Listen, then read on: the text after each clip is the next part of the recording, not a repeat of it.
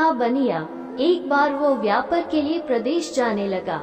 जाते जाते अपनी बहू को बुलाकर उसने कहा, मैं प्रदेश जाऊं, तुम अच्छी तरह रहना, बच्चों को भी संभालना और अपनी सास का भी अपने बच्चों की तरह देखभाल करना।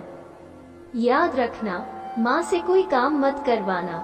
बहू ने बोला, ठीक है, मैं आपकी बात समझ गई, मैं वैसा ही करूंगी जैसा आपने बोला है। आप आराम से जाइए। बहू ने बात ध्यान में रखी। बनिया तो चला गया। बहू ने दूसरे ही दिन मांझी से कह दिया, मांझी, आपके बेटे मुझसे कह गए हैं कि माँ को अपने बच्चों की तरह संभालना और उनको कोई काम मत करने देना। अब आप घर का कोई काम मत कीजिए, आप तो इन बच्चों के साथ खेलिए, खाए और मौज करिए। मांझी गहरे सोच में पड़ गई, फिर बोली, बहू ठीक है, अब मैं ऐसा ही करूंगी।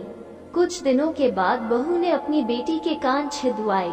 उस समय बहू को अपने पति की यह बात याद आई कि माँ को बच्चों की तरह ही संभालना है, इसीलिए बहू ने मांझी के कान छिदवाने की बात सोची। उसने मांझी से कहा, मांझी चलिए, आपके कान छिदवाने हैं। सुनकर मांझी घबरा उठी।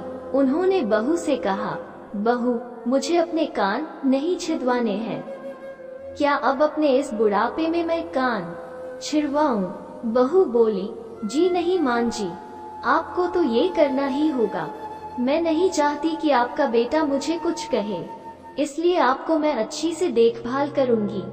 मेरी दोनों आंखें बराबर हैं, जैसी लड़की है वैसी ही आप भी है।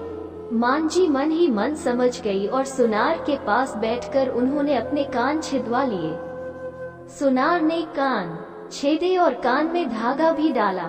बहू जिस तरह रोज रोज लड़की के कान में तेल लगाती थी, उसी तरह मांझी के कान में भी लगाती रही।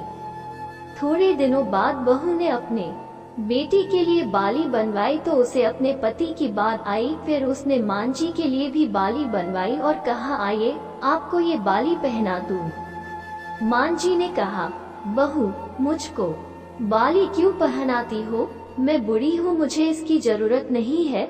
बाली तुम अपनी बेटी को पहनाओ, मुझको नहीं पहननी है। लेकिन बहू नहीं मानी, जबरदस्ती करके मांझी को बाली पहना ही दी।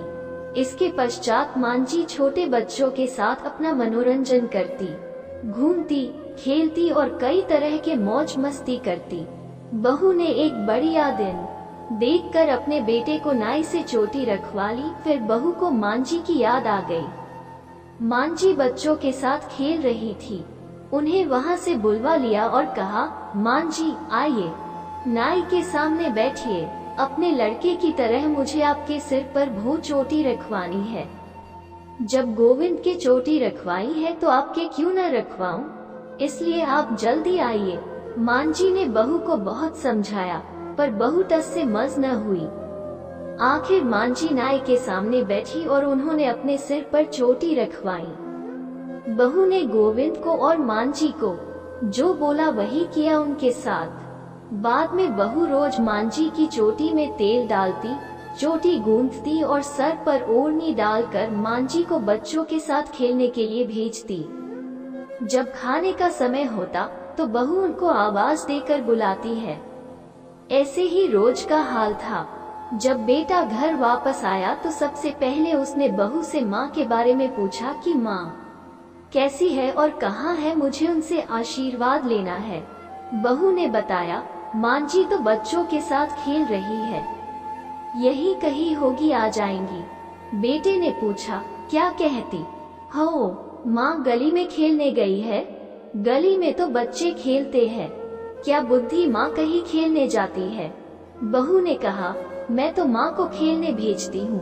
अपने कहा नहीं था कि माँ को बच्चों की तरह रखना।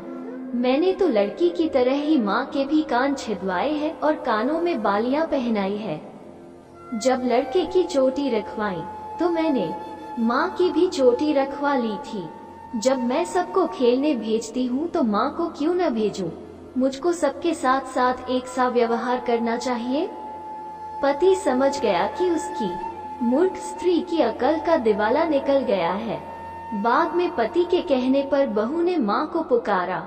मांझी गली में से खेलती खेलती आई और अपने बेटे को देखकर उसकी आंखों में आंसू छलछला आए।